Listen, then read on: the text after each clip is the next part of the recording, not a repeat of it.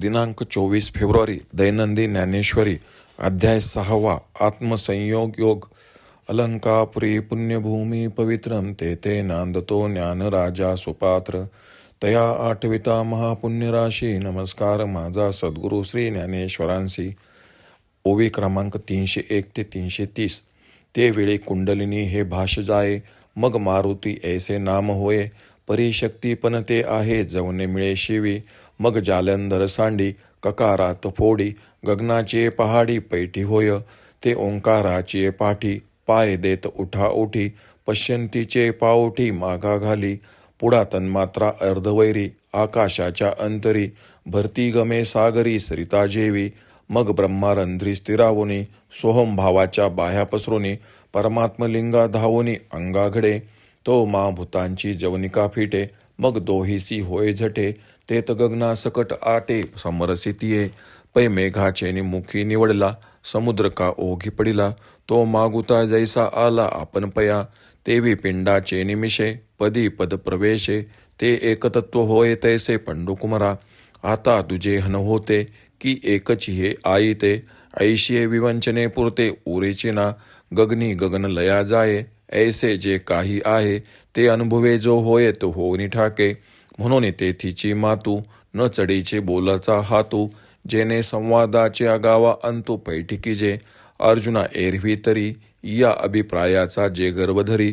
ते पाहे पावै खरी दुरी ठेली, भुलता मागिलीकडे. तेथ मकाराचेची अंगण मांडे, सडेया प्राणासाकडे गगना येता. पाठी तेथेची तो भेसळला, ते शब्दाचा दिवो मावळला. मग तयाही वरी आटू भविन्नला आकाशाचा. आता महाशून्याची डोही, जेत गगनासीची ठाव नाही. तेत तागा लागेल काही बोलाचा इया. म्हणून आखरा माझी सापडे, की कानवरी जोडे. हे तैसे नव्हे पुढे त्रिशुद्धी गा. जे कही देवे, अनुभविले फावे. ते आपणचे ठाकावे होऊनिया. पुढती जाणणे हे नाहीची, म्हणून असे हे कीती हेची. बोलावे आता वायाची धनुर्धरा.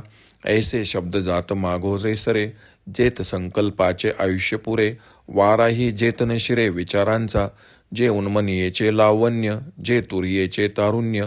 अनादि जे अगण्य परमतत्व, जे विश्वाचे मूळ. जे योगधर्माचे फळ, जे आनंदाचे केवळ चैतन्य गा. जे आकारांचा प्रांतू, जे मोक्षाचा एकांतू. जेत आदी आणि अंतू विरून गेले. जे महाभूताचे बीज, जे महातेजाचे तेज. एवं पार्था जे निज स्वरूप माझे, ते हे चतुर्भुज कोंभले. जयाची शोभा रूपा आली, देखोनी नास्तिकी नोकिली भक्तवृंदे. ते अनिर्वाच्य महासुख, पै आपणची जाहले जे पुरुष. जयांचे का निष्कर्ष प्राप्तिवेरी. आम्ही साधन हे जे सांगितले, तेच शरीरी जिही केले. ते आमुचे निपाडे आले निर्वाळलिया. परब्रह्माचे निरसे, देहाकृतीचे मुसे. ओतीव झाले तैसे दिसती अंगी. जरी हे प्रतिती हन अंतरी फाके, तरी विश्वची हे अवघे झाके. तव अर्जुन म्हणे निके साचची जी हे. काजे आपण आता देवो, हा बोलिल जो उपायो. तो प्राप्तीचा ठावो म्हणून घडे. इये अभ्यासी जे दृढ होती, ते भरवसेनी ब्रह्मत्वा येती. हे सांगती याची रीती कळले मज. पुढे श्रीकृष्ण अर्जुनास सांगतात. तेव्हा कुंडलिनी हे नाव जाते आणि तिला मारुती असे नाव येते. पण जोपर्यंत ती शिवाशी एक होत नाही, तोपर्यंत तिचे प्राबल्य असतेच. मग ती जालंधर बंध सोडून, काकीमुख म्हणजेच कंठस्थान फोडून, ब्रह्मरंध्र आकाशाचे पहाडावर प्रवेश करते. ती ओंकाराच्या पाठीवर पाय ठेवून, पश्यंती ही वाचेची पायरी मागे टाकते. पुढे ओंकारातील अर्धवर्तुळाकार मात्रा मागे टाकून, जशी नदी सागरी मिळते, तशी ती ब्रह्माकाशात जाऊन मिळते. मग ती मस्तकाच्या पोकळीत म्हणजेच ब्रह्मरंध्रात स्थिर होऊन, मी ब्रह्म आहे या भावनेने बाहू पसरून परब्रह्माला मिठी मारून एकवटते. त्यावेळी महापंचभूतांचा पडदा नाहीसा होतो. मग शिवशक्तीचे ऐक्य होते. त्या ठिकाणी आकाशासह ब्रह्मानंदात मिळून जाते. जसे समुद्राचे पाणी मेघांच्याद्वारे जाऊन नंतर जमिनीवर वर्षा होऊन ते नदीमार्गाने पुन्हा समुद्रासच येऊन मिळते, तसे अर्जुना देहाच्या निमित्ताने जीवात्मा ब्रह्मपदी प्रवेश करतो. ते एकतत्वही समुद्राच्या पाण्याप्रमाणेच होय. नंतर मी वेगळा, आत्मा वेगळा किंवा दोन्ही एकच ही चर्चा उरत नाही. आकाश आकाशात मिळते हे जसे एक तत्व आहे, त्याचा जो कोणी अनुभव घेईल त्याला सिद्धी प्राप्त होईल. म्हणून शब्दाने जी गोष्ट स्पष्ट करून सांगता येते त्या शब्दाने तिथली गोष्ट सांगता येत नाही. अर्जुना, खरे पाहिले तर अभिप्राय सांगण्याचा गर्व वाहणारी जी वैखरी वाणी तिला देखील याचा पत्ता लागत नाही. भुवईच्या मागील बाजूस आज्ञाचक्रात मकराचे स्वरूप राहत नाही, तसे एकट्या प्राणवायूला सुद्धा ब्रह्माकाशात येण्याला संकट पडते. पुढे तो वायू येथे गेल्यावर तदाकार होतो. त्यावेळी शब्दाचे बोलणे खुंटते. मग आकाशतत्वाची आटणी होते. जेथे अव्यक्त स्थितीच्या डोहात महदाकाशाचाही पत्ता लागत नाही, तेथे शब्दाचा टेकाव कसा लागेल? म्हणून हे ब्रह्म शब्दात वर्णन करण्यायोगे किंवा ऐकू येण्याजोगे नाही. हे त्रिवार सत्य.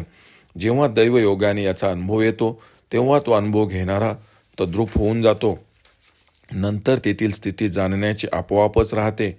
म्हणून धनुर्धरा, याच्याबद्दल कितीही बोलले तरी ते थोडेच आहे. याप्रमाणे सर्व बोलणे खुंटते, तिथे संकल्पही मावळतो आणि तिथे विचाराची दादही लागत नाही. हे ब्रह्मरूप कसे आहे? तर सहज स्थितीचे सौंदर्य आणि समाधी अवस्थेचे तारुण्य होय, ज्याला आधी नाही आणि जे मापता येत नाही, जे विश्वाचा आधार व योगरूप वृक्षाचे फळ आणि आनंदाचे केवळ जीवन आहे. तेथे आकाशाचा शेवट होतो. ती मोक्षाची केवळ स्थिती असून त्या ठिकाणी आदी आणि अंत यांचा लय होतो. हे ब्रह्म पंचमहाभूतांचे मूळ कारण व महातेजाचे तेज होय. सारांश पार्था, ते माझे मूळ स्वरूप होय. साधू सज्जनांचा नास्तिकांनी जेव्हा छळ केला तेव्हा हीच चतुर्भुज मूर्ती या स्वरूपापासून आकाराला आली. अर्जुना, असे हे महासुख अवर्णनीयच, परंतु याची प्राप्ती होईपर्यंत ज्या पुरुषांचे प्रयत्न अव्याहत चालले ते पुरुष स्वयंमेव सुखरूप झाले. आम्ही जे अष्टांग योगाचे साधन सांगितले ते जे लोक स्वतः शरीराने करतात ते योगाने तयार झाल्यामुळे माझ्याच योग्यतेस पोचतात. त्या योग्यांची शरीरे परब्रह्माचा रस देहाकृतीच्या मुशीत ओतल्यासारखे सतेज दिसतात. ज्याला हा अनुभव येईल त्याला हे विश्वरूप मावळून जाईल. तेव्हा अर्जुन म्हणाला, देवा, तुमचे बोलणे खरे आहे. देवा, आता आपण जो ब्रह्मप्राप्तीचा उपाय सांगितला त्याने ब्रह्मप्राप्तीची खात्री निश्चितच होईल. जो दृढ निश्चयाने या उपायाचा अभ्यास करतो तो ब्रह्मपद प्राप्त करतो, हे आपल्या सांगण्यावरून मला कळले आहे, असे श्री अर्जुन श्रीकृष्णास म्हणाले. ओम श्री रुक्मिणी पांडुरंगाय नमः. ओम श्री ज्ञानराज माऊली नमः.